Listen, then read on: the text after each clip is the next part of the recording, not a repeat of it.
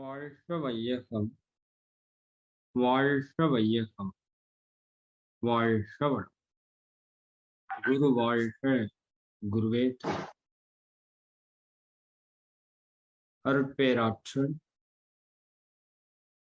அருட்பேராற்றல் இரவும் பகலும் எல்லா நேரங்களிலும் எல்லா இடங்களிலும் எல்லா தொழில்களிலும் உறுதுணையாகவும் பாதுகாப்பாகவும் வழிநடத்துவதாகவும் அமையுமாக. ஆசான் அருட்தந்தை வேதாத்திரி மகரிஷி அவர்களே நம்மோடு சூக்குமமாக நிறைந்திருந்து இன்றைய தெய்வீக நிகழ்வுகள் அனைத்தையும் மிக சிறப்பாக நிகழ்த்தி கொடுக்கிறார். எல்லாம் வல்ல அருட்பேராற்றலையும் அதன் அனைத்து தன்மாற்ற நிலைகளையும் நன்றியுணர்வோடு வணங்கியும் வாழ்த்தியும் இந்த நிகழ்வை துவங்கும். வாழ்க வளமுடன், வாழ்க வளமுடன். நண்பர்களே, மிகவும் புனிதமான நல்ல தினம் என்று. கார்த்திகை திருநாள். சிவபெருமான் ஜோதி வடிவில் தோன்றி அவர் நெருப்பாகவும் வெளிவந்திருக்கின்ற காட்சியை இந்த உலகிற்கு காண்பித்த நாள். அதாவது நமக்கு பஞ்சபூத சரித்திரம் நன்றாக தெரியும். எல்லாம் வல்ல இறைநிலையே விண்ணாக, காற்றாக, நெருப்பாக, நீராக, நிலமாக, பஞ்சபூதங்களாக மலர்ச்சி பெற்று அனைத்து உயிர்களாகவும் தன்மாற்றம் பெற்றிருப்பதை இன்னைக்கு வேதாத்திரி மகரிஷி அவர்களால் நாம் தெளிவாக புரிந்திருக்கிறோம். ஆனால் அன்றைய காலகட்டத்திலே இதையெல்லாம் சொன்னால் ஏற்றுக்கொள்ளுகிற அளவுக்கு மனிதனுடைய அறிவு இந்த உயர்வு நிலையை பெறவில்லை. எனவே பக்தி மார்க்கத்திலே பல கதைகளை இங்கு எடுத்துரைத்து நமக்கு அந்த இறைவனை பற்றிய ஒரு விழிப்புணர்வை கொடுத்தார்.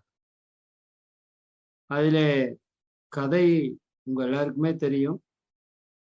விஷ்ணுவுக்கும் பிரம்மாவுக்கும் யார் பெரியவர் என்று போட்டி. சரி, அதற்கு நடுவராக வந்தவர் சிவபெருமான்.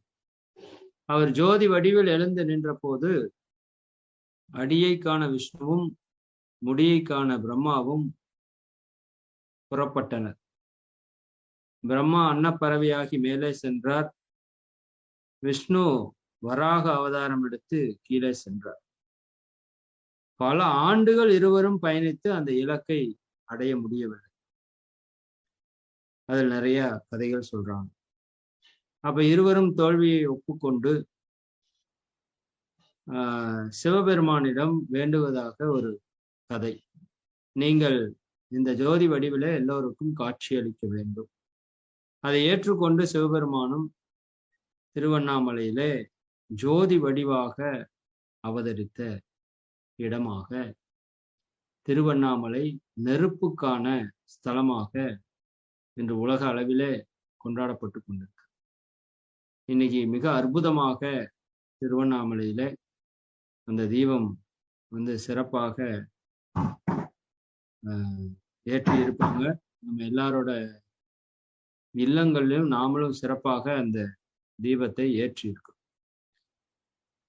இதனுடைய இன்னொரு அர்த்தம் என்னன்னா, இறைவனே சிவனாகவும் சக்தியாகவும் இருக்கிற அந்த அர்த்தநாரீஸ்வரர் தத்துவமும் இந்த பண்டிகையில மிக சிறப்பாக கூறப்படுகிறது. எல்லாம் வல்ல இறைவனே சிவனே சக்தியாகவும் மலர்ச்சி பெற்று அதனுடைய வெளிப்பாடாக பல உருவங்களாக வெளிவந்த காட்சி.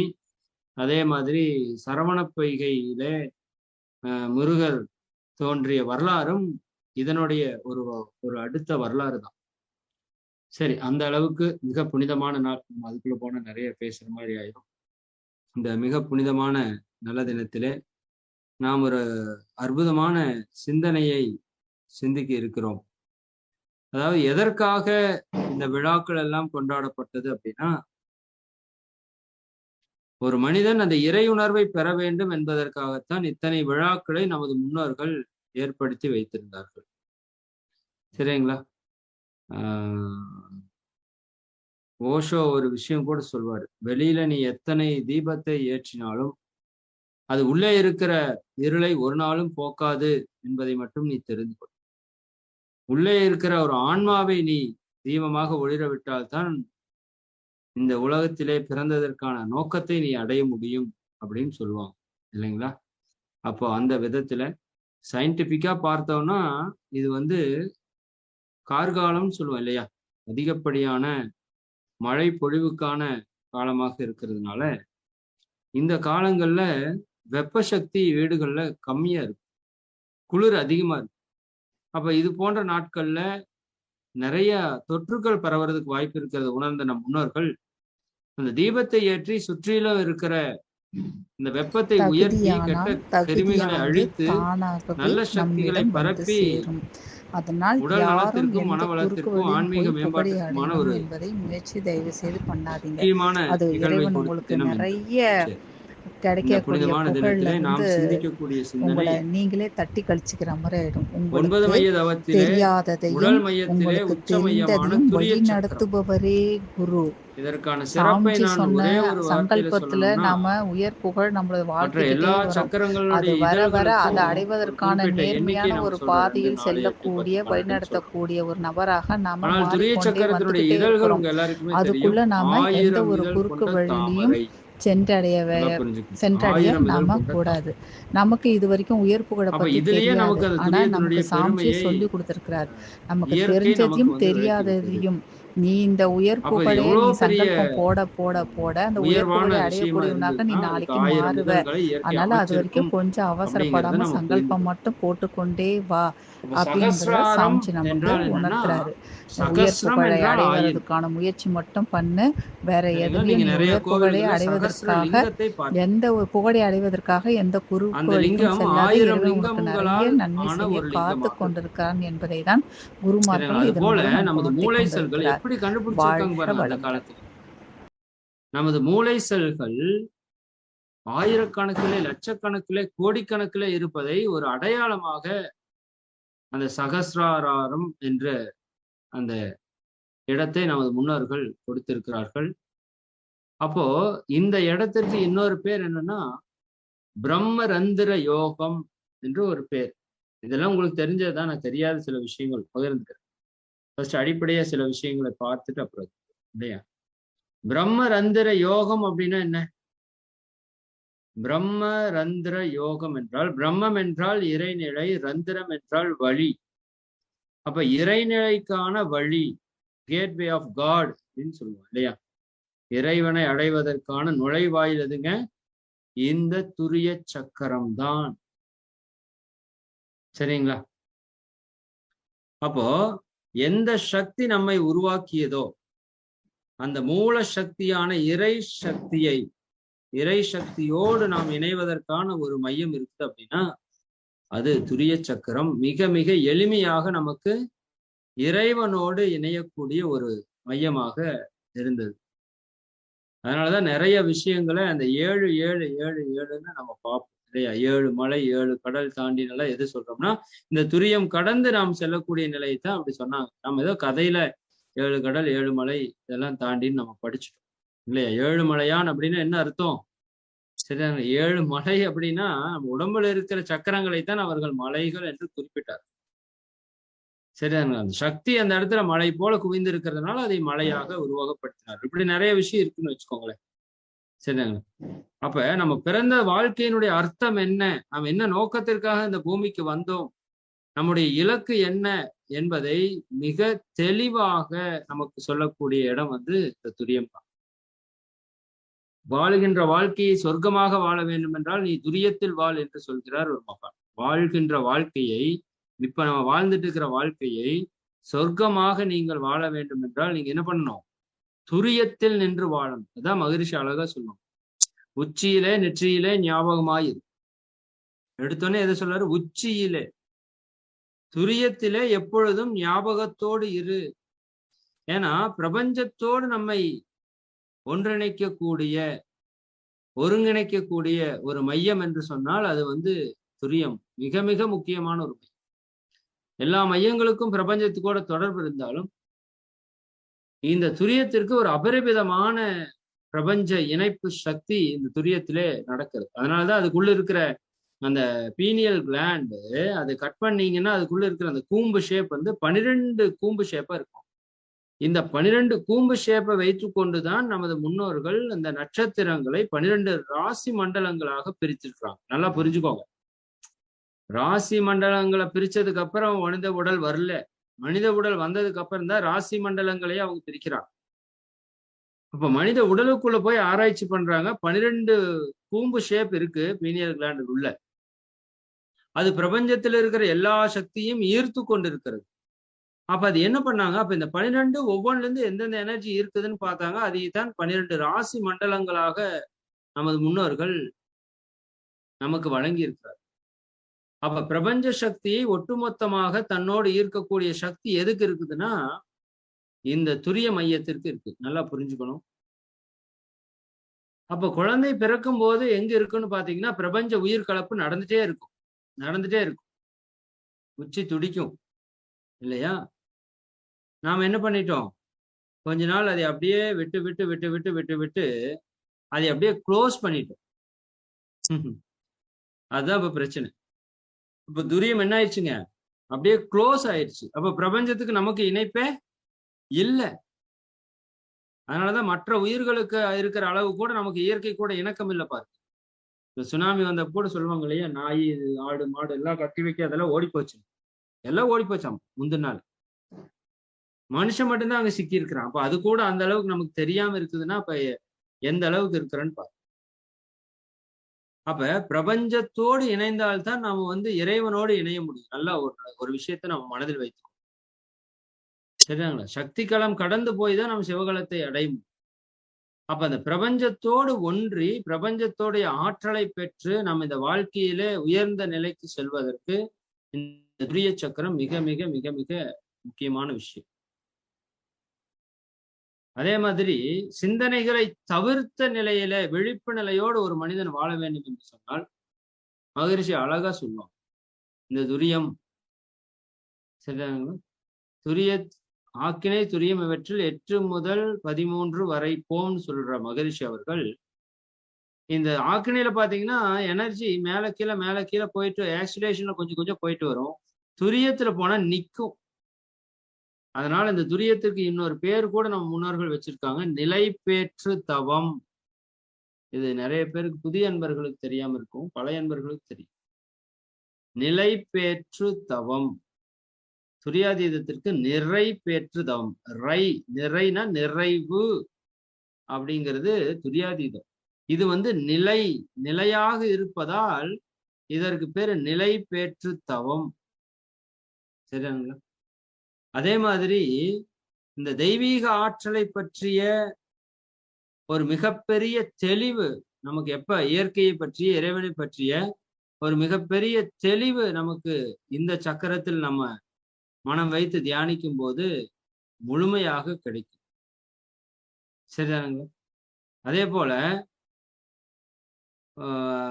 இந்த சகசிராதார சக்கரம் நல்லா வேலை செய்யறதுக்கு ஆரம்பிச்சிருச்சு அப்படின்னா மூளை செல்கள் அபரிமிதமா இயங்கறதுக்கு ஆரம்பிச்சு. மூளை செல்கள் நம்மளுக்கு எவ்வளவு இருக்குங்க?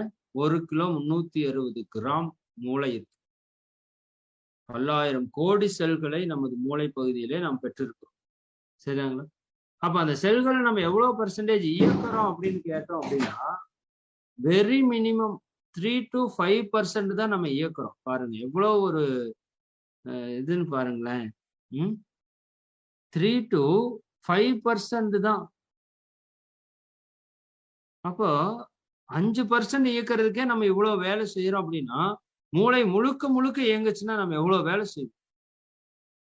அதைதான் மகான்கள் பண்ணியிருக்காங்க. சரிதானுங்களா? இந்த மூளை வந்து பிரபஞ்ச கண்ணாடின்னு மகரிஷி சொல்லுவாங்க. அதுக்குள்ள அவ்வளவு விஷயங்கள் இருக்கு, அவ்வளவு ஆற்றல் இருக்கு. மனோசக்தியின் மையம் மூளை தானே. அப்ப அந்த மூளையை அபரிமிதமா செயல்பட வைக்கிறது தான் மனித வாழ்க்கையினுடைய உயர்வே இருக்கு. குறிப்பாக மனித மூளையில மேல் பகுதி வந்து செரிபரல் கார்டெக்ஸ், உங்க எல்லாருக்கும் தெரியும். அந்த செரிபரல் கார்டெக்ஸ் தான் மனித தன்மை கொண்ட மூளை.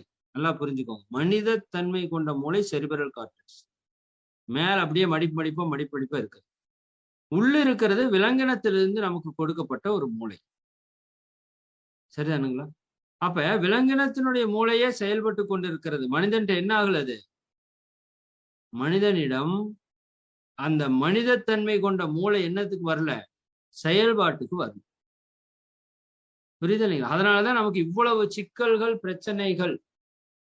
அப்ப அந்த மனித மூளையை செயல்படுத்த வைக்கணும் அப்படிங்கிறதுக்காகத்தான் நம்ம முன்னோர்கள் என்ன பண்ணாங்க? கோவில்ல பல வேலைகளை செய்தார். நான் அடிக்கடி சொல்வேன், பொட்டு வைக்கிறதுன்னு சொல்லி ஒரு ஆக்கினைக்கே இவ்வளவு பலன்கள் இருக்குதுன்னா, மொட்டை அடிக்கிறது, குடுமி போடுறது, ஜடாரி வைக்கிறது, இருமுடி கட்டுறது, பால் குடம் எடுக்கிறது இல்லைங்களா? இப்படி உச்சிக்கு இவ்வளவு முக்கியத்துவத்தை நம்ம முன்னோர்கள் கொடுத்திருக்கிறாங்களே, அப்ப இதுக்கு எவ்வளவு பலன் இருக்குன்னு பாருங்களேன். சரிதானுங்களா? அப்ப துரிய சக்கரம்ங்கிறது ஹெட் மாஸ்டர் கிளாண்டுன்னு சொல்லுவோம் இல்லையா? இல்லாட்டி மனசுக்கு மாஸ்டர் கிளாண்டுன்னு சொல்லுவாங்க ஒரு சிலர். ஒரு சிலர் என்ன சொல்லுவாங்கன்னா ஹெட் மாஸ்டர் கிளாண்டுன்னு சொல்லுவாங்க. ஏன்னா இந்த உடலுக்கு மாஸ்டர் கிளாண்ட் பிட்யூட்டரி, பீனியல். நம்ம பேசிட்டு இருக்கிறது இப்ப என்ன பத்தி பேசுறோம்? பீனியல் வந்து அந்த உடலுக்கு மாஸ்டர் கிளாண்டுக்கும் மாஸ்டர் இவர். புரியுதா உங்களுக்கு? உடலுக்குள்ள இருக்கிற 5 சுரப்பியில 5 சுரப்பிக்கும் மாஸ்டர் கிளாண்டு பிட்யூட்டரி, நெற்றியில இருக்கிற ஆக்கினை. அதற்கும் மாஸ்டர் கிளாண்ட் யாருங்க? ஹெட் மாஸ்டர் கிளாண்ட் யாருங்க? நம்மளுடைய பீனியல் கிளாண்ட். அவர் தான் டோட்டல் கண்ட்ரோல். நம்ம பாடியோட டோட்டல் கண்ட்ரோல் சிஸ்டம் அவர்கிட்ட இருக்கு. மிகப்பெரிய ரகசியங்கள் எல்லாம் அவருக்குள்ளதான் ஒளிந்து இருக்குதுன்னு சொல்றாங்க. சரிதானுங்களா? நிறைய பேர் என்ன சொல்றாங்கன்னா, நாம் சொல்றது நடக்கமான இது, நினைக்கிறது நடக்கமான இது. புரியுதானுங்க? அப்ப ஏன் நடக்கிறது இல்லை அப்படின்னா மகரிஷி தெளிவா சொல்றாங்க, நீங்க துரிய நிலையில நின்று அந்த பிரபஞ்சத்தோட கலந்து ஒரு நல்ல விஷயத்த நினைச்சீங்கன்னா அது இம்மீடியட்டா பிரபஞ்சம் முழுக்க ரெக்கார்ட் ஆகும். ஆனா நாம அதுக்கு ஒரு பெரிய முக்கியத்துவம் கொடுக்கறது இல்லை. சங்கல்பம் சொல்லுங்கன்னா எங்க நின்று சொல்றோம்? நம்ம பொதுவாக சங்கல்பித்து கொண்டு இருக்கிறோம். நல்லா புரிஞ்சுக்கோங்க. துரியத்துல நின்றுதான் சங்கல்பம் சொல்லணும். இல்லாட்டி அநாகதம் கொடுத்துருக்குறோம். அநாகதம் 2வது ஆப்ஷன் தான். ஃபர்ஸ்ட் ஆப்ஷன் துரியம் தான்.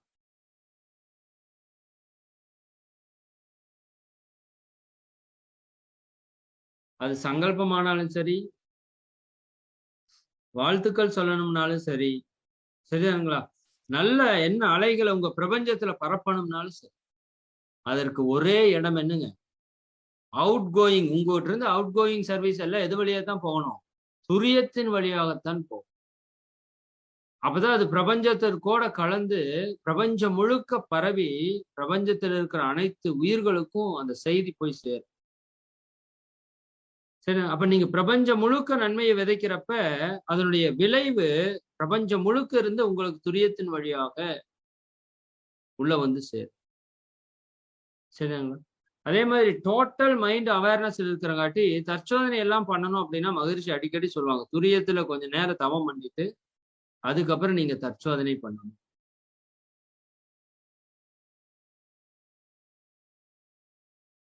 துரியதவம் பண்ணீங்கன்னா மனம் என்ன ஆயிரும்? விருப்பு வெறுப்புக்கு அப்பாற்பட்ட நிலைக்கு போயிடும். நிறைய பேர் எனக்கு தற்சோதனை பண்றப்ப குழப்புது, போராட்டமா இருக்குது, என்ன முடிவெடுக்கணும்னு தெரியல.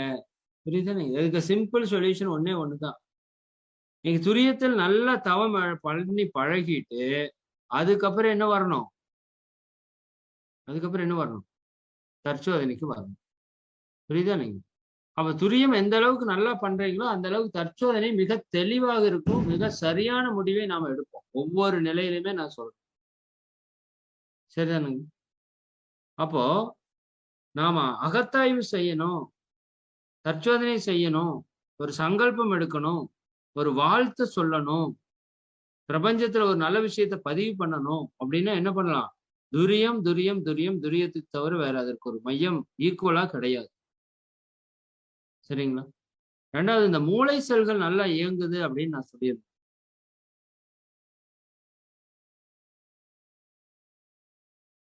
மூளை செல்கள் இயங்குறப்ப அதுக்குள்ள ஒரு நுட்பமான வேலை நடக்குது. என்னன்னா 3 வயசுல இருந்து இன்னைக்கு வரைக்கும் நாம செய்த செயல்கள் எல்லாமே இந்த மூளையில நல்லா ரெக்கார்ட் ஆயிடும். நல்லா இந்த பாயிண்ட் நல்லா அண்டர்ஸ்டாண்ட் பண்ணும். சரிதானுங்களா? அதாவது 3 வயசுக்கு முன்னாடி நாம செய்ததெல்லாம் அம்மா அப்பாவுடைய வினைகள்னு சொல்றேன். ஏன்னா மூளை முழுசா கட்டப்படல. அப்ப அம்மா அப்பாவோட வினைகள் எல்லாமே கருமையத்துல ஸ்டோர் ஆகி நமக்கு பிரிண்டா வந்திருக்கு. அதுல இருந்து கொஞ்சம் கொஞ்சமா மூளை வழியாக எடுத்து காட்டுது. அது 3 வயசு வரைக்கும் மூளை சரியா கட்டாதங்காட்டி மூளையில சரியான ரெக்கார்டு இருக்காது. ஆனா 3 வயசுக்கு மேல மூளை கட்டி முடிச்ச உடனே நாம பார்க்கிற, கேட்கிற, சொல்ற, செய்யற, நினைக்கிற அத்தனை விஷயங்களையும் மூளையில பர்ஃபெக்டா ரெக்கார்ட் ஆயிடும். இந்த கருமையத்திலிருந்து நமக்கு மேல வர்றதை விட மூளையில இருந்து வர்றதுதான் 90%. ஒரு முக்கியமான விஷயம் மனசுல வாங்கி. உங்களுக்கு எண்ணங்களாகவோ அல்லது மன ஓட்டங்களாகவோ எது வரும்னு பாத்தீங்கன்னா 90% நீங்கள் இந்த பிறவியில மூளையில நினைத்த பதிவுகள் தான் வருமே தவிர முற்பிறவி பதிவுகள் எல்லாம் ஒன்றும் பெருசா வராது.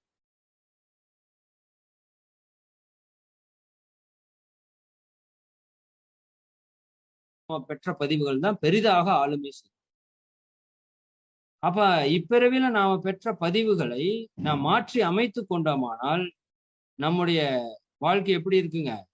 மிக அற்புதமான ஒரு வாழ்க்கையாக அமையும். இதுல மாற்று கருத்தே இல்லை.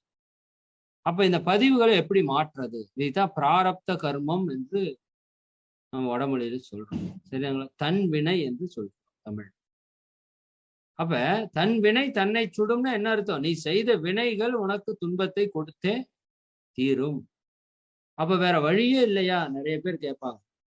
பாவப்பதிவை துன்பப்பட்டுத்தான் அழிக்க வேண்டுமா? வேற வழியே இல்லையா? இல்லை, இருக்கிறது. சரிதானுங்களா? தன்னை அறியும் தத்துவ ஞானிகள் முன்னை வினையின் முடிச்சை அழுப்பர், பின்னை வினையை பிடித்து பிசைவர், சென்னியில் வைத்த சிவனர்களாலே. திருமூலர் அடிச்சு வெளுத்துட்டார் அந்த பாட்டுல.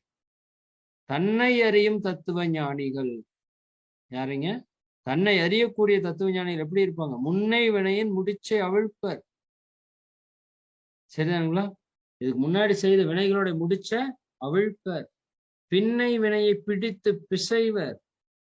பின்னாடி வரக்கூடிய வினைகளை என்ன பண்ணுவாங்க? பிசிச்சு பிச்சு பிசிறி வீசிடுவாங்க. எப்படி? எதனுடைய துணையால்? சென்னியில் வைத்த சிவனர்களாலே. சென்னி என்றால் உச்சி, உச்சி என்றால் துரியம். சரிதாங்களா? இப்ப துரிய சக்கரம் ஒருவனுக்கு இயக்கத்திற்கு அற்புதமாக வந்து விட்டதானால், சரிங்களா, அந்த இறை சக்தி அவனுக்குள்ள இறங்கிருச்சு அப்படின்னா அவன் எப்படி இருப்பான்? முன்னை வினையின் முடிச்சை அவிழ்க்கக்கூடிய சக்தியும் பின்னை வினையை பிடித்து பிசையக்கூடிய சக்தியும் அவனுக்கு வந்து. சரிதானுங்க? திளைக்கும் வினைக்கடல் தீர்வுறு தோணி இழைப்பினை நீக்க இருவழி உண்டு, தனக்கும் கிளைக்கும் அக்கேடில் முதல்வன் தவமும் அறமும் மேற்துணையாமே. அப்ப தவம் என்ன பண்ணும்? வினை பதிவுகளை போக்கும் என்று சொல்கிறார். இதுதான் வெரி வெரி இம்பார்ட்டன்ட். சரிங்களா? அப்ப நம்ம கிட்ட இருக்கிற பிராரப்த கர்ம வினைகளை அழித்து கொள்ள யாரெல்லாம் நினைக்கிறீங்களோ, தெரிந்தோ தெரியாமலோ சில பல தவறுகளை நாம பிறவியில செய்திருப்போம், இல்லைன்னால சொல்ல முடியும். அப்ப அவற்றின்படி நாம வாழணுமா? மறுபடியும் அவை வரணுமா அப்படின்னா நிறைய பேருக்கு வரக்கூடாதுன்னு தான் நினைக்கிறோம். ஆனா செயல் என்ன செய்யறோம்?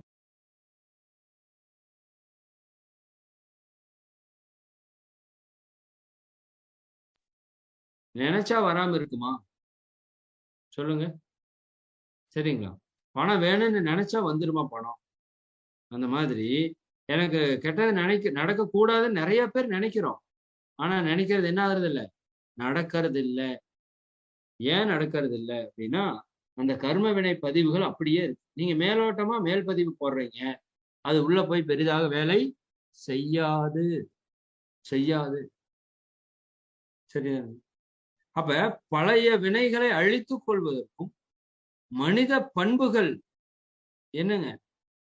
யாருடைய உடலுக்கு மனதிற்கு துன்பம் கொடுக்க மாட்டேன், துன்பப்படுவோருக்கு என்னால் முடிந்த உதவிகளை செய்வேன், அன்பாக இருப்பேன், கருணையாக இருப்பேன், விட்டு கொடுப்பேன், சகித்துக் கொள்வேன், ஏற்றுக்கொள்வேன், உண்மையாக இருப்பேன், நேர்மையாக இருப்பேன்.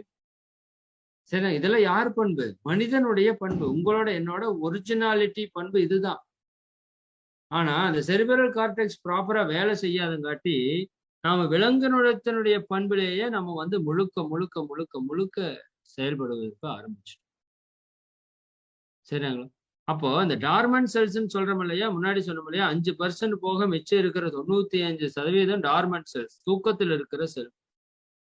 அவைகளை முழுக்க முழுக்க தட்டி எழுப்ப வேண்டும். அது எதுல முடியும்? நம்மளுடைய துரிய தவத்தினால் தான். அதுதான் மகரிஷி அழகா சொல்லுவாங்க. உச்சியிலே நீ சென்றால் உடனே காணும் ஒரு அதிசயம், உயிரின் வளமாம் சுற்று ஆகும் அச்சமயம் அறிவினுக்கோர் வியப்பு காணும் அந்நிலையில் நிலைத்திருக்க பழகிவிட்டார்.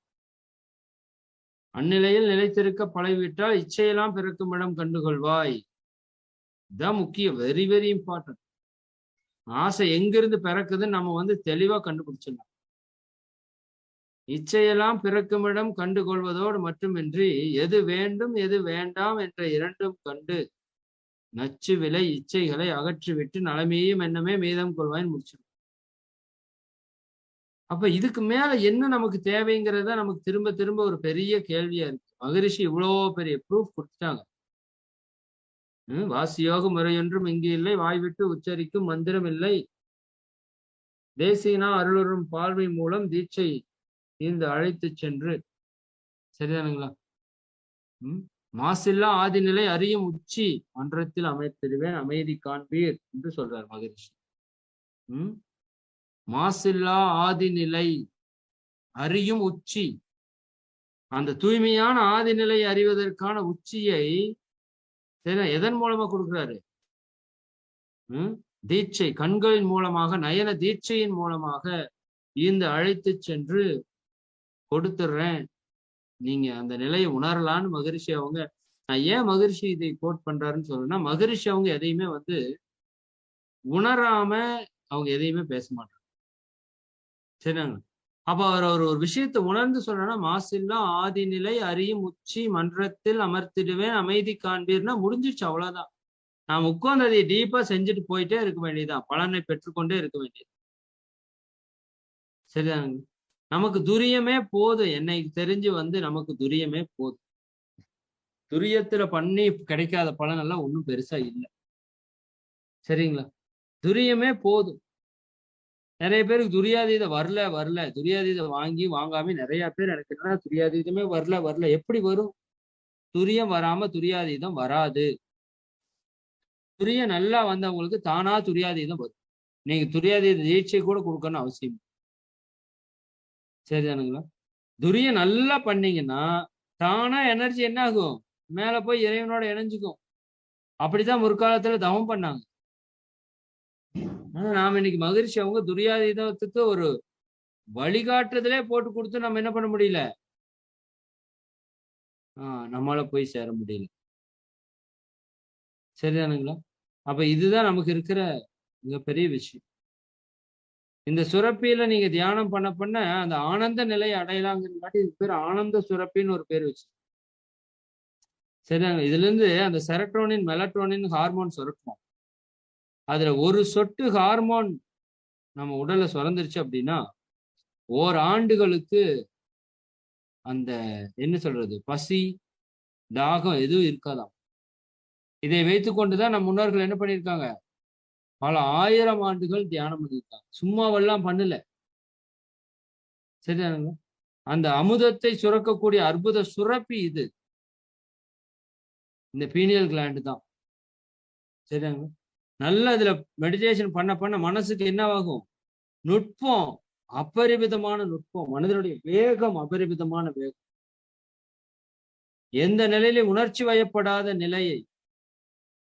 சரிதாங்க? இதெல்லாமே எதுக்கு கிடைக்கும்? நம்மளுடைய மனதிற்கு கிடைக்கும்.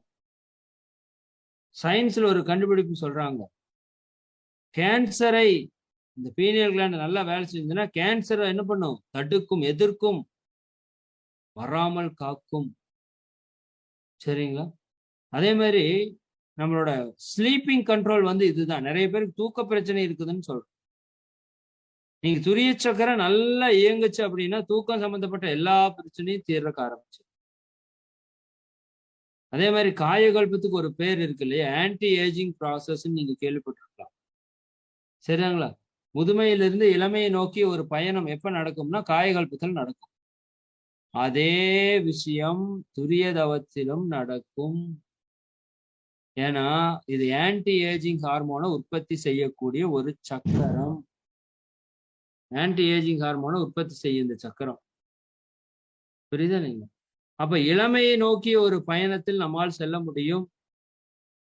குறிப்பாக இனப்பெருக்க மண்டலம், குழந்தை இனப்பெருக்க மண்டலத்துல இன்றைய காலத்தில் நிறைய சிக்கல்களை நாம் சந்தித்துக் கொண்டே இருக்கோம். அப்ப இனப்பெருக்க மண்டலத்தில் இருக்கிற பிரச்சனைகளை எல்லாம் தீர்ப்பதற்கு இந்த சக்கரம் நமக்கு பெரிய அளவிலே பயன்படுகிறது.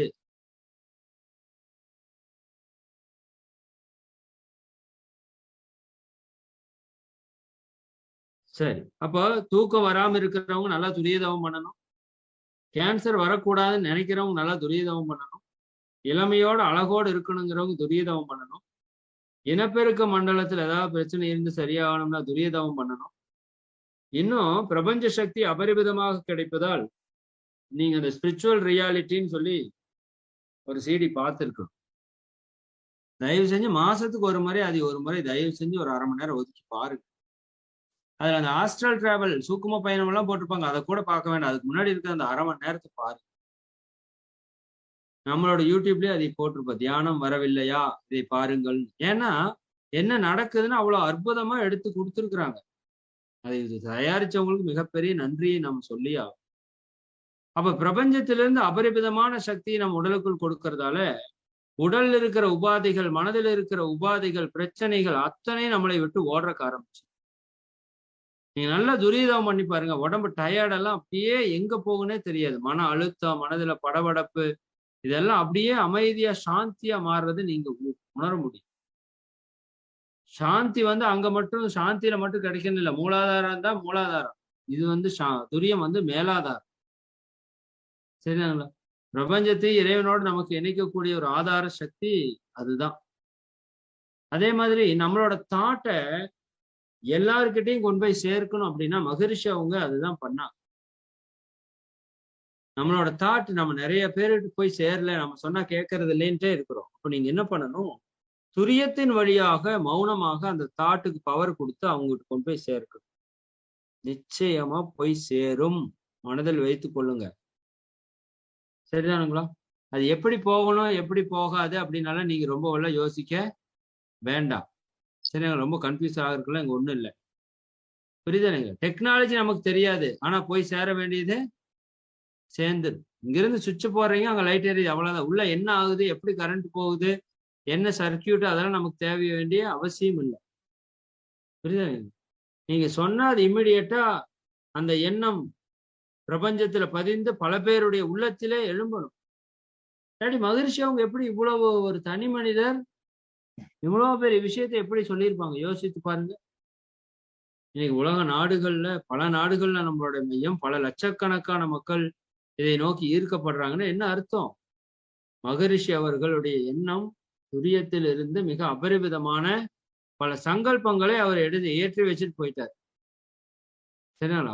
அற்புதமான சங்கல்பங்களை ஏற்றி வச்சுட்டார். அதனுடைய வெளிப்பாடுதான் நாம் இன்னைக்கு பார்த்து கொண்டிருக்கிற இந்த உலகத்திலே நடந்து கொண்டிருக்கிற ஆன்மீக திரட்சி என்று சொல்லணும். மகரிஷி அவர்களுக்கு முன்னாடி இந்த அளவுக்கு ஆன்மீகத்துல ஞான மார்க்கத்துல யாருமே கிடையாது உலக வரலாறு. மகரிஷி அவர்களுக்கு பின்னாடிதான் இப்ப நிறைய பேரு தோன்றி அது உயர்ந்து வர்றாங்க. ஒரு விதத்தில் நல்ல விஷயம்தான் அது. இன்னும் சரியான வழிகாட்டுதல் இருந்தா ஓகே. இதுல அபரிமிதமான பிரபஞ்ச சக்தி கிடைக்குது அப்படிங்கிறதுக்கு ஒரு உதாரணம் என்னன்னு பாத்தீங்கன்னா, மகரிஷி அவங்க ஒரு விஷயம் சொல்லியிருப்பாங்க. இந்த தியானத்துக்கு தீட்சை கொடுத்துட்டு என்ன சொல்லுவாங்க யோசிச்சு பாருங்க.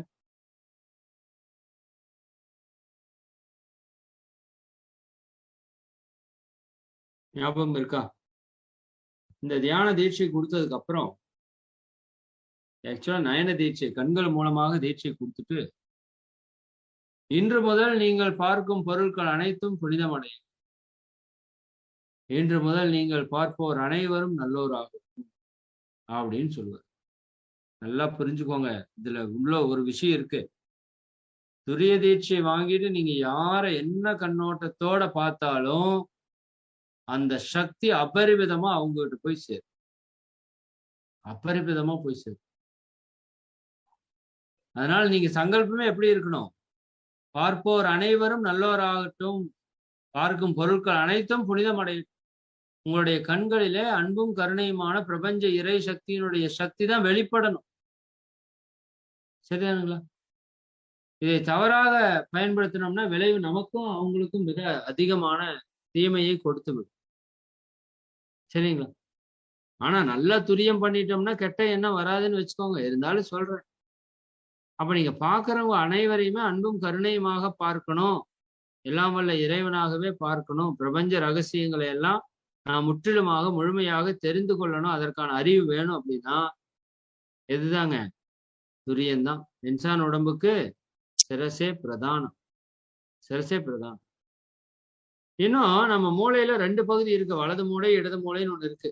அதுல ஆண் பகுதி, பெண் பகுதி, இடகலை, பெண்களைன்னு நிறைய சொல்ற சூரியன், சந்திரன். நல்லா புரிஞ்சுக்கோங்க. இது 2 சமனாகிற இடம் தான் சுழுமுனை. உதாரணத்திற்கு 51% இருக்கும் ஆண்களுக்கு ஆண் பகுதி சூரியன். சரிதானுங்களா? பெண்களுக்கு 51% இடப்பகுதி இருக்கும். அதைத்தான் சந்திரன் சொல்றோம். அடுத்த இன்னொரு பகுதி 49% இருக்கு. இது இயற்கையினுடைய விதி. இப்ப நான் ஆணாக இருக்கிறேன் அப்படின்னா எனக்கு 51% ஆண் தன்மை இருக்கு, 49% பெண் தன்மை இருக்கு. அப்ப எது டாமினேட் பண்ணிட்டு இருக்குன்னா ஆண் தன்மை டாமினேட். புரியுதா? நீங்க அப்ப நம்ம நல்ல மெடிடேஷன் பண்ண பண்ண பண்ண பண்ண 2 சமநிலைக்கு வர்ற காரணம். சமநிலைக்கு வர்றதுதான் மிக உச்சகட்டமான உணர்வுக்கான ஒரு அடிப்படையான விஷயம். சமநிலைக்கு வருது அப்படிங்கிறப்ப இந்த 2 மூளையோட செயல்பாடுகளும் ஒரு உச்சகட்ட நிலையை எட்டும். சரிங்களா? அப்பா அந்த ஆன்மீகத்திலே பல ரகசியங்களை நம்மளால் உணர்ந்து கொள்ள முடியும். சுழுமுனை நாடி ஓப்பன் ஆகணும்னு சொல்ல முடியாது, குரு நாடின்னு சொல்லுவாங்க. அப்ப துரியதாவை யார் நல்லா ஏற்றுறாங்களோ அவங்களுக்கு என்ன ஆகும்? இடகளையோ பின்களையோ ஒர்க் ஆகாது. சுழுமுனை அபரிபிதமா ஒர்க் ஆக ஆரம்பிச்சு. சரி, சுழுமுனை ஓப்பன் ஆயிடுச்சுன்னா அது அப்புறம் நம்ம சொன்ன மாதிரி இறைவனை உணர்வதற்கான விஷயத்துக்கு போயிடும். சரியாங்களா? ஒரு மனிதனுடைய பர்சனாலிட்டி, அவனுடைய குணங்கள் எதை பொறுத்து தீர்மானிக்கப்படுதுன்னா மூளை தான். மூளையில தான் எல்லா பண்புகளும் ரெஜிஸ்டர் ஆயிருக்கு. நல்லவனா, கெட்டவனா, கொடுக்கிறவனா, பறிக்கிறவனா, சிரிக்கிறவனா, சீர்றவனா, எல்லாமே எதுலதான் இருக்கு? உங்களோட மூளை பகுதியில தான் இருக்கு.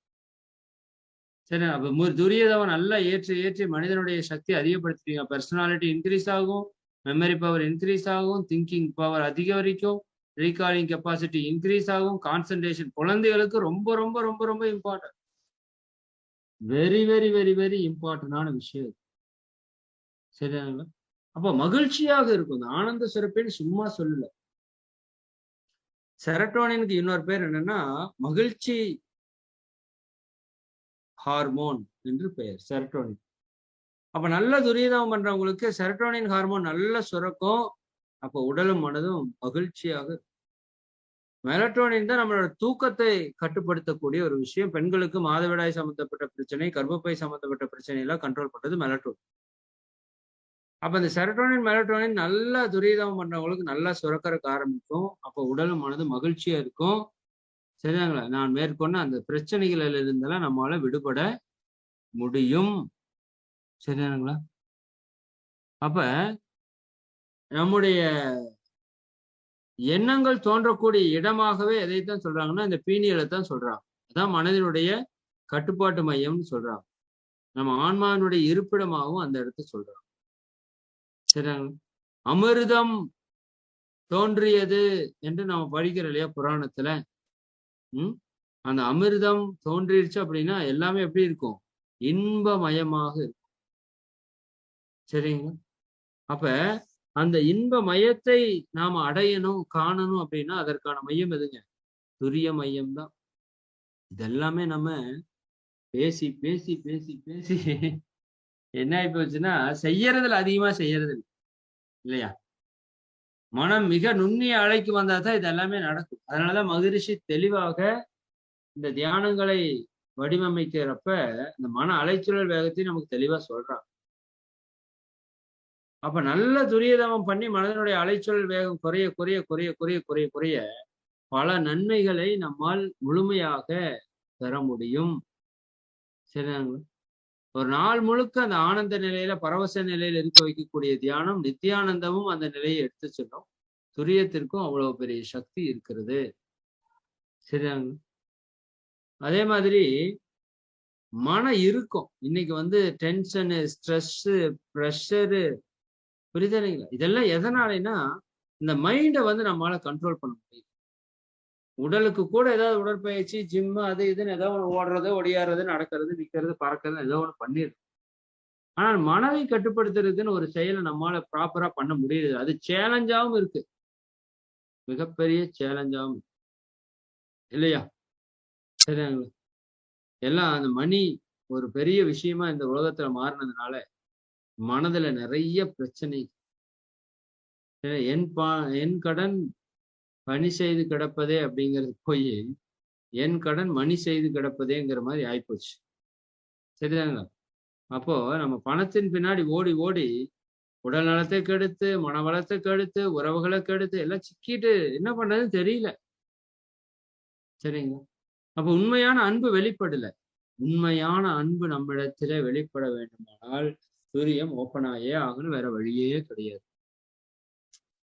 அறிவதனை கருவினிலை இணைத்து தவம் மாற்ற ஐம்புலனும் அமைதி பெறும் அருகுணமும் சீராம் அறிவுதன் விழிப்பு நிலை பெறலாத தெளிவில் 5 பெரும் வழிச்செயல்கள் விளையவனியே.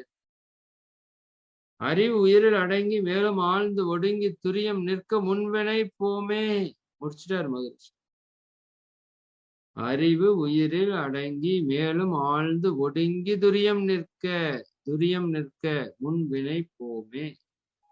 அறிவு துரியாதீதம் நிற்க ஆதியாம் மெய்ப்பொருளாம் அரும்பிறவி தொடர். அப்ப முன்வினை போகும்னு மகரிஷி மிக தெளிவா டிக்ளேர் பண்ணியிருக்காங்க. சரிங்களா? நாம பயிற்சி. ஒரு அன்பர் அங்கிட்டு கேட்டார், இந்த மகரிஷி 5 தன்மைகள் சொல்றாங்களே, தவத்திற்குன்னு என்ன தவத்துல கிடைக்கும்? நான் எல்லா தவத்திலையுமே கிடைக்குங்க ஐயா. ஏன்னா தவத்தினுடைய பொதுவான பலன் அது. எந்த தவம் பண்ணா நல்லா கிடைக்குன்னு சொல்லுங்க ஐயா அப்படின்னு. சரிதாங்க?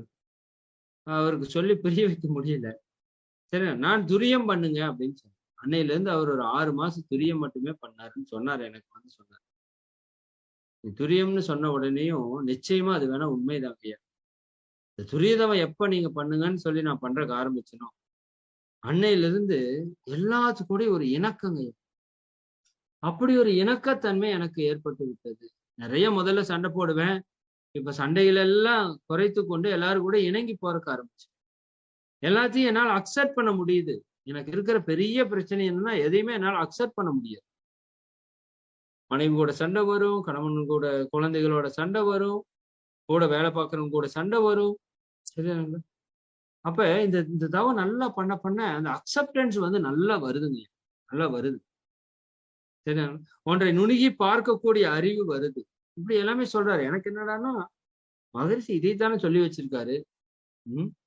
நுண்மான் நுழைபுலன் அறிவு, பெருந்தகைமை, ஏற்புத்தன்மை, இணக்கத்தன்மை, படைப்பு திறன், இதைத்தானே சொல்லி வச்சிருக்காரு. அவர் டைரக்டா சொல்றார். எல்லாத்து கூட இணங்கி போக முடியுது, எல்லாவற்றையும் ஏற்றுக்கொள்ள முடியுது, ஒன்றை நுணுகி பார்க்க முடிகிறது, பெருந்தன்மையோடு நடக்க முடிகிறது, கிரியேட்டிவிட்டியா ஒரு விஷயத்தை சிந்திக்க முடியுது. அப்படின்னா இதுக்கு மேல என்னங்க வேணும்? நமக்கு லைஃப்ல தொடர்ந்து செய்யணும், ஆழ்ந்து செய்யணும். அதே மாதிரி பொருள் கவர்ச்சியிலிருந்து ஒரு மனிதன் விடுபடணும்னா நிச்சயமா துரியத்தினுடைய சப்போர்ட் ரொம்ப ரொம்ப ரொம்ப ரொம்ப முக்கியம்.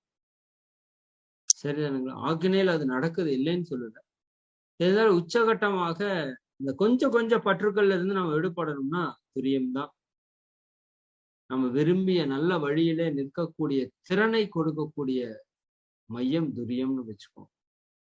நீங்க ஒண்ணு வேண்டாம்னு முடிவு பண்ணியிருந்தீங்கன்னா துரியம் நல்லா வேலை செஞ்சதுன்னா நீங்க வேண்டாம், அவ்வளவுதான். சரிங்களா?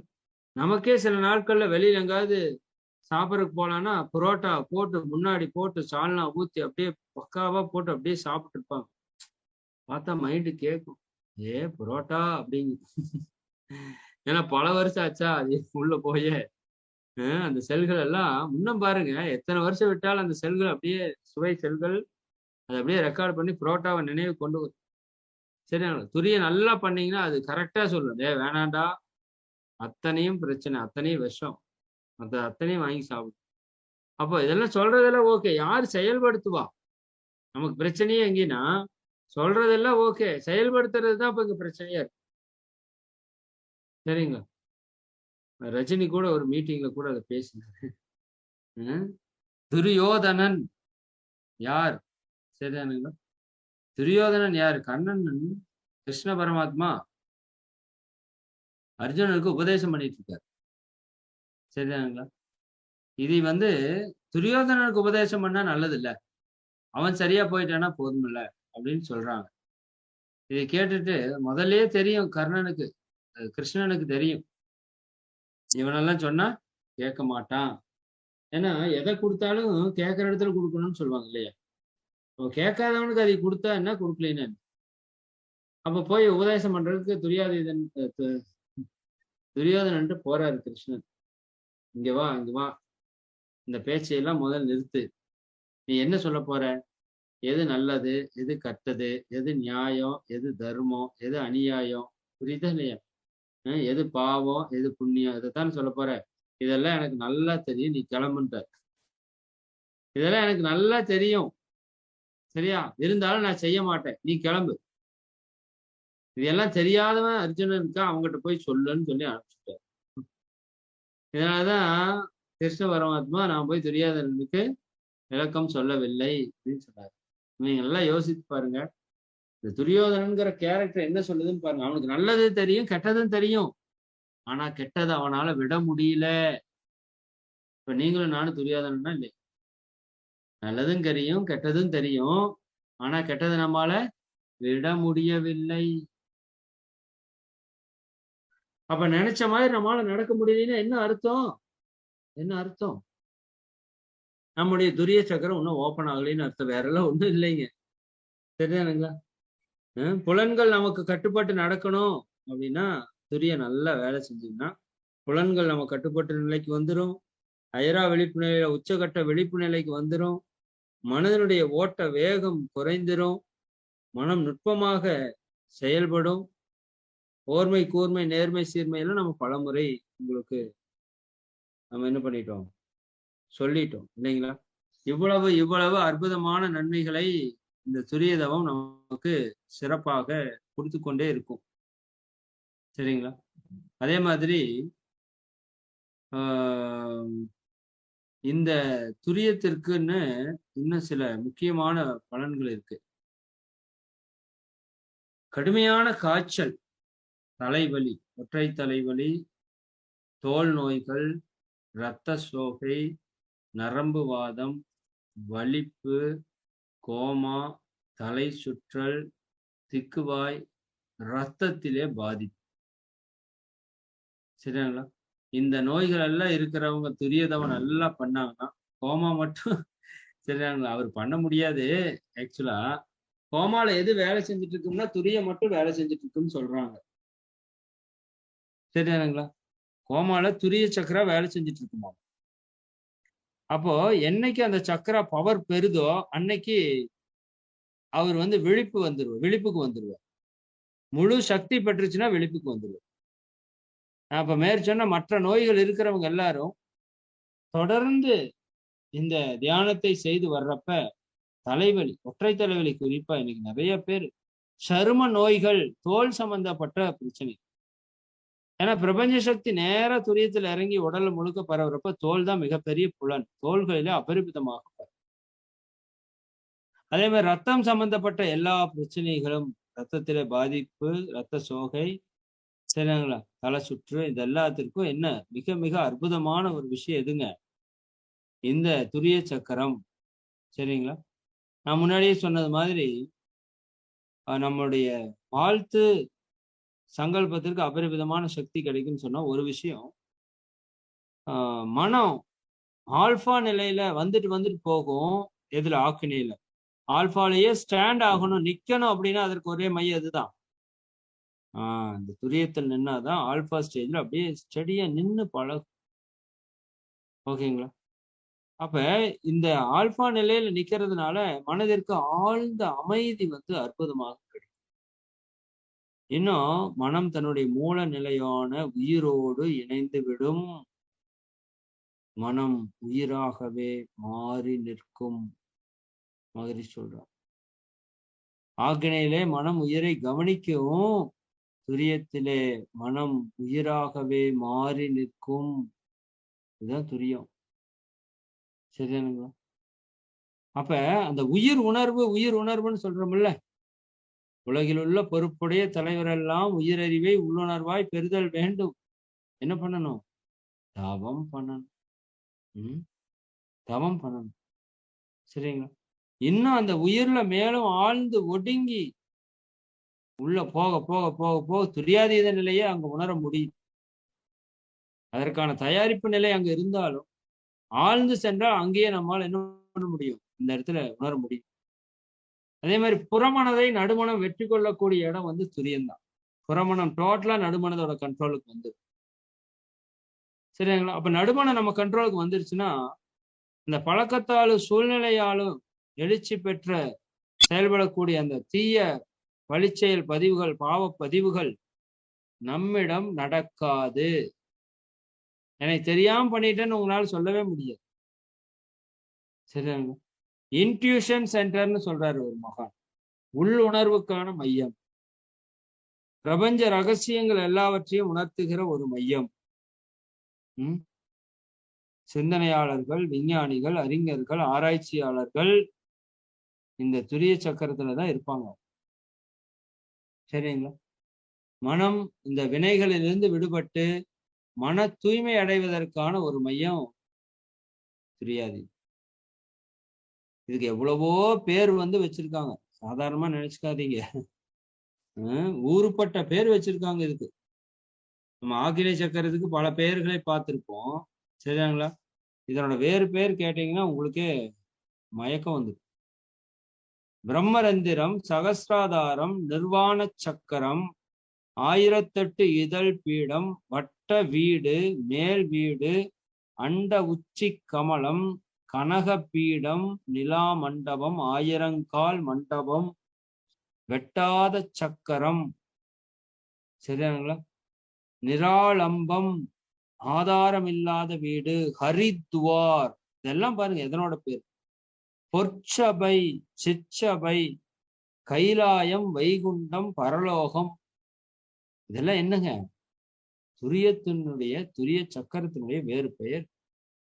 மதிமண்டலம், காயகல்பத்தில் சொல்லுவார் இல்லையா? சரிங்களா? மதிமண்டலத்தின் மேலெழுப்பில் தேகம் விழுமோ பராபரம். கால் பிடித்து மூலக்கணலை மதிமண்டலத்தின் மேலெழுப்பில் தேகம் விழுமோ பராபரம். சோமச்சக்கரம், கிலா மண்டபம், முச்சுடர் நிலையம், பொன்மயம், இப்படி எல்லாம் துரியத்திற்கு பல பேரை கொடுத்திருக்காங்க. ஆங்கிலத்துல குரோன் சக்கரான்னு நம்ம சொல்றோம். சரிதானுங்களா? அப்ப இந்த சக்தி மிக்க விஷயம் இன்னொன்னு பாருங்க. தசைகளை கண்ட்ரோல் பண்றக்கூடிய சக்தி துரிய சக்கரத்துக்கு டைரக்டா இருக்கு. மசில்ஸ். சரிங்களா? புதன் அப்படிங்கிறது தோல் கூட தொடர்புடையது. புதன் கோளோட தொடர்புடையது நம்முடைய துரியம். ஆமா, 9 மைய தவத்தை நம்ம கோள்களோடு இணைத்து பண்றப்ப எதுல பண்றோம்?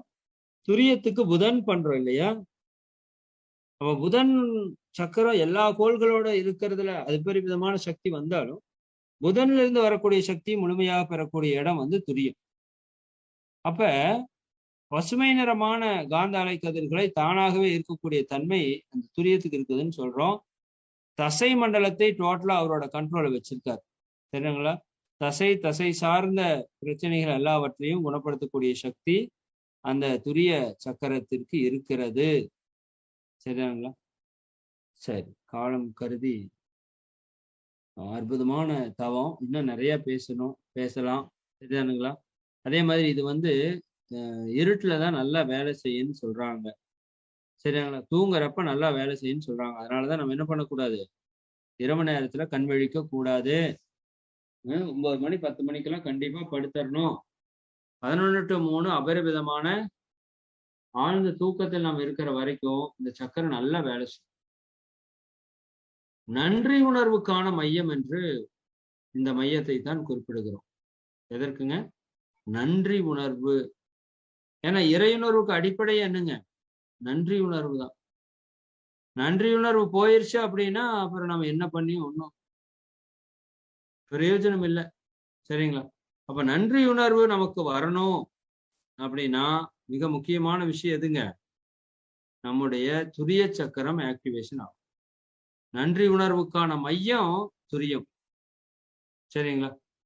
அப்போ ஒரு மனிதன் நன்றி உணர்வு இல்லாம இருக்கிறான் அப்படின்னா நிச்சயமா அவனுக்கு துரிய சக்கரம் இன்னும் வேலை செய்யல அப்படின்னு நீங்க நினைத்து கொள்ள வேண்டியதுதான். சரிங்களா?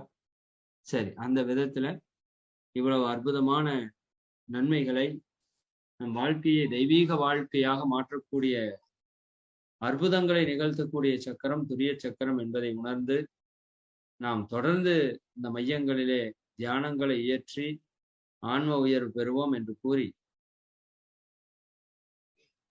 அனைவரும் அருட்பேராற்றல் கருணையினால் உடல் நலம், நீலாயுள், நிறை செல்வம், உயர்ப்புகள், மெய்ஞானம் ஓங்கி இறை உணர்வு, அற நெறி, கல்வி, தனம், தானியம், இளமை, வலிவு, துணிவு, நன்மக்கட்டு, அறிவிலுயர்ந்தோர் நட்பு, அன்புடைமை, அகத்தவம், அழகு, புகழ், மனித மதிப்புணர்ந்து ஒழுகும் பண்பு, பறையுடைமை எனும் பேறு 16 பெற்று பெருவாழ்வு வாழ்க. வாழ்க வளமுடன், வாழ்க வளமுடன், வாழ்க வளமுடன். நண்பர்கள் அனைவருக்கும் மிக்க நன்றி. சில முக்கியமான அறிவிப்புகள். நண்பர்களே, அந்த சென்னை ப்ரோக்ராம் பத்தி நாம சொல்லியிருந்தோம். சென்னையில வருகின்ற 25ஆம் தேதி ஒரு சிறப்பான நிகழ்ச்சியை, நேரடி நிகழ்ச்சியை இறை சாதனை மார்க்கத்தின் மூலமாக ஏற்பாடு செய்திருக்கிறோம். சென்னையிலே ஆவடியில், சரிதாங்களா, ஸ்ரீ சுபிக்ஷம் மஹால் என்ற இடத்திலே, சரிதானுங்களா, 25ஆம் தேதி ஒரு நாள் மட்டும் நிகழ்வு. நிறைய நண்பர்கள் 2 நாள் நிகழ்ச்சி கேட்டாங்க.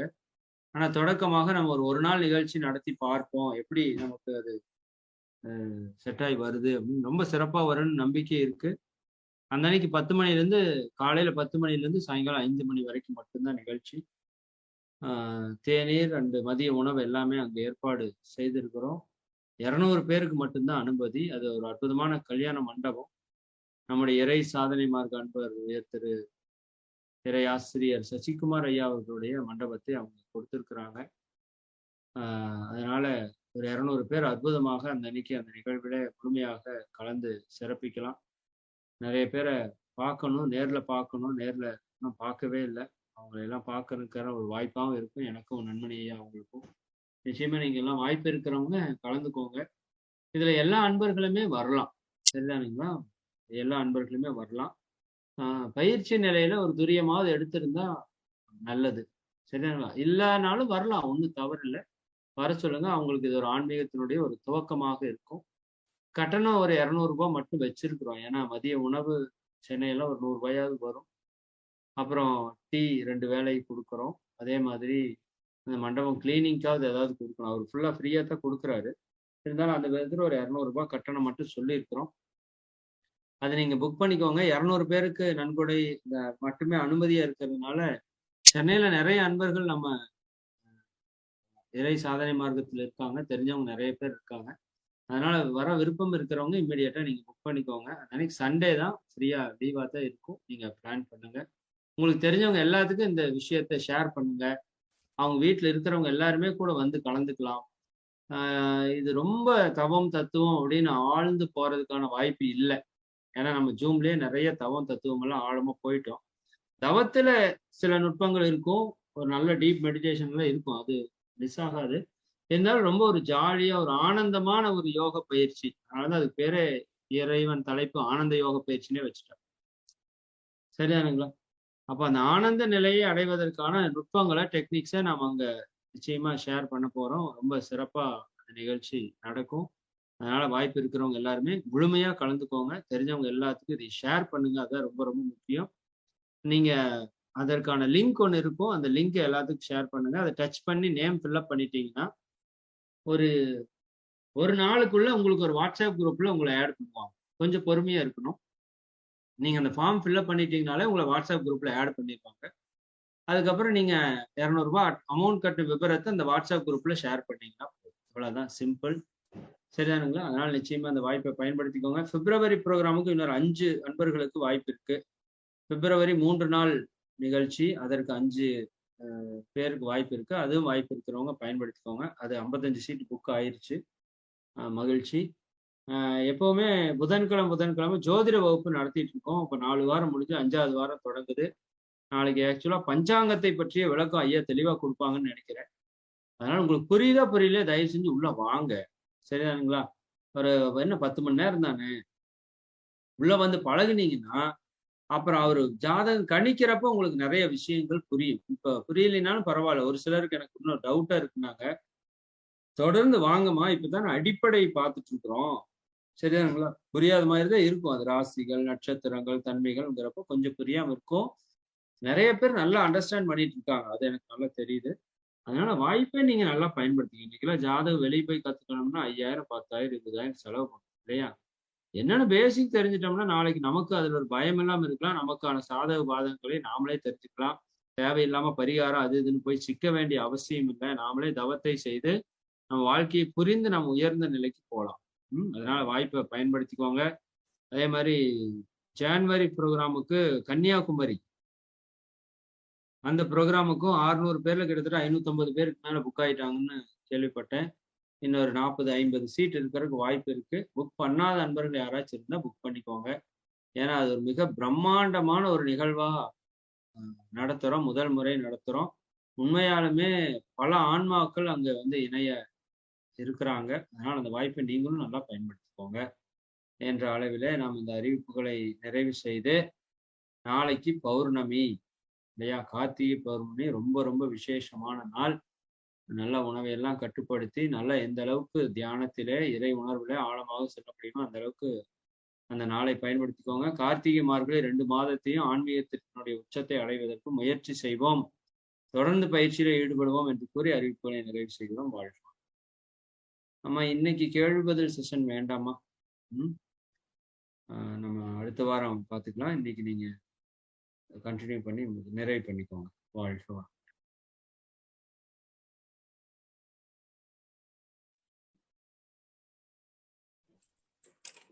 மிக்க நன்றி ஐயா. வாழ்க வளமுடன். தெய்வீகமான சிந்தனையுடைய மிக சிறப்பாக நிகழ்த்தி கொடுத்த இறையாசிரியர் இறை மதனையா அவர்களை வாழ்த்தி மகிழ்வோம். இறையாசிரியர் இறை மதனையா அவர்கள் வாழ்க வளமுடன். இறையாசிரியர் இறை மதனையா அவர்கள் வாழ்க வளமுடன்.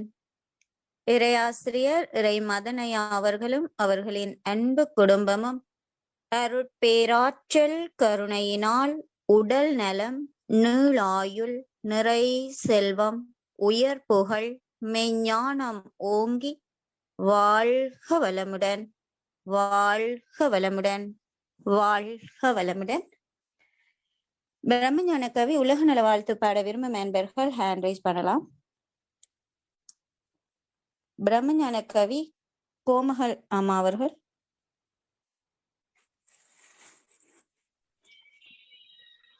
வாழ்க வையகம், வாழ்க வையகம்,